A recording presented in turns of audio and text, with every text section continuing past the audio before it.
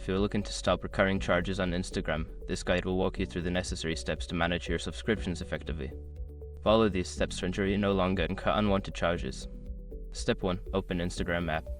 Launch the Instagram app on your mobile device and log into your account if you haven't already. Step 2. Access your profile. Tap on your profile icon located at the bottom right corner of the screen to access your profile settings. Step 3. Go to Settings. In your profile, tap on the 3 horizontal lines menu in the top right corner, then select Settings from the menu that appears. Step 4. Manage payments. Within the Settings menu, look for the Payments option. Tap on it to view your payment methods and subscriptions linked to your account. Step 5. Cancel subscriptions.